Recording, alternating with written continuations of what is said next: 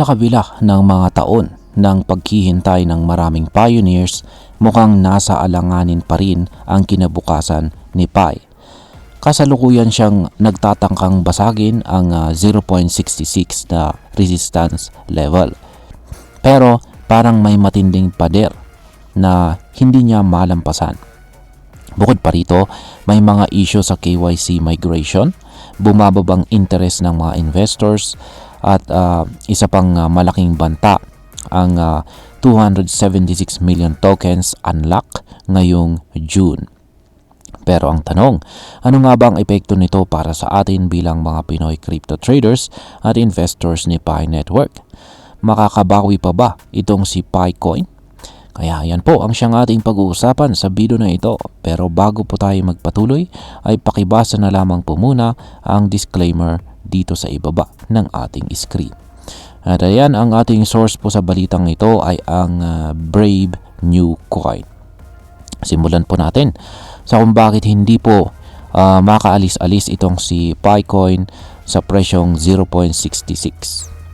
Yan, unang-una po sa lahat, si PiCoin ay kasalukuyang umiikot sa presyong 0.64 to 0.65. Pero ilang araw na po siyang nabibigo na lampasan ang resistance level sa 0.66. Kahit na nagkaroon po ng bahagyang pag-angat mula sa dating presyo nito na 0.62, tila naipit si Pi sa tinatawag nating tight trading range. Ito ang sitwasyon kung saan ang presyo ay halos hindi gumagalaw pataas or pababa at lumiliit ang pagkakaiba ng kanyang highs at saka lows kada araw. Ayon po sa mga analyst, ang ganitong galaw ay senyales na may paparating na malaking galaw pataas man ito or pababa. Ngayon is ano po ang sinasabi ng mga technical indicators dito kay PiCoin? Ayan, simulan po natin sa kanyang RSI. Ayan, kung titignan po natin ang kanyang RSI or Relative Strength Index, mababa po ito at nasa bandang 40 lang noong June 3. Ang ibig pong sabihin niyan ay mahina ang buying pressure at wala pong masyadong bumibili kay Pi ngayon. Para po sa mga hindi pa familiar, ang RSI ay isa pong technical tool na nagsasabi kung overbought or oversold ang isang coin. Samantala, meron pa tayong isang indicator na tinatawag na MACD or Moving Average Convergence Divergence. At ito naman po ay nagpapakita ng flat na signal. Ibig pong sabihin yan ay wala pang klarong direksyon ang momentum ni PiCoin. Parang nakahinto siya sa gitna ng desisyon. Yan, desisyon kung aakyat ba or babagsak. Ngayon is bakit po lumiliit ang bilang ng mga investors ni PiCoin? Ayan, na-content po natin yan kanina. Ayon po sa datos ng holder scan, nasa 14,952 lang ang bilang ng mga holders ni Pi. Hindi po ito lumalago at sa katunayan ay may mga umalis pa. Maraming early adopters ang tila nawalan na ng tiwala sa project.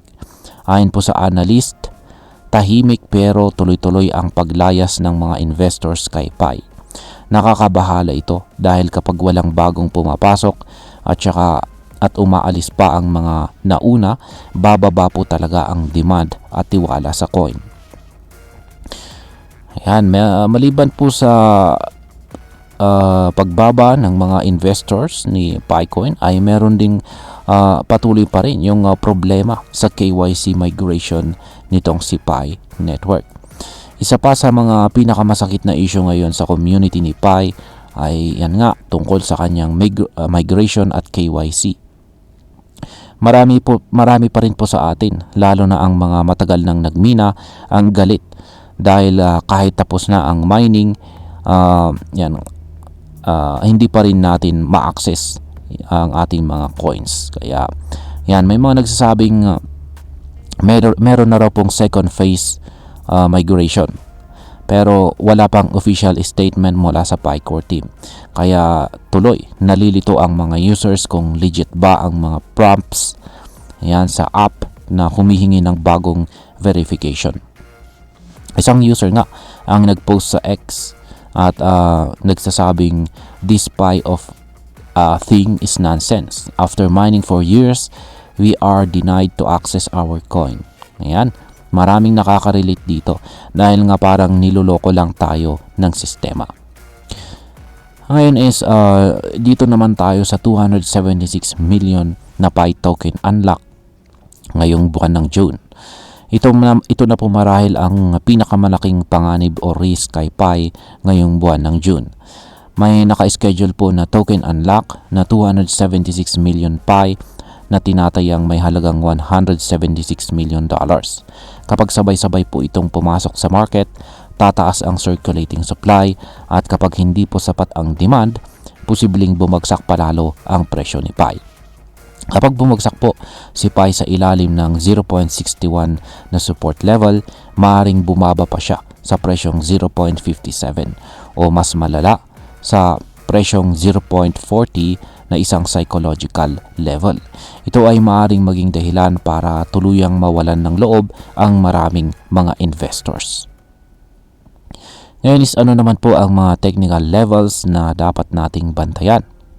Ayon po sa technical analysis, kailangan pong makatawid or malampasan ni Pi ang resistance level sa 0.66 para makakita tayo ng potential rally papuntang 0.6931 na presyo na siyang high niya noong May 29. Pero kung hindi po siya mananatili sa ibabaw ng 0.61 na support level, ay bababa po talaga siya.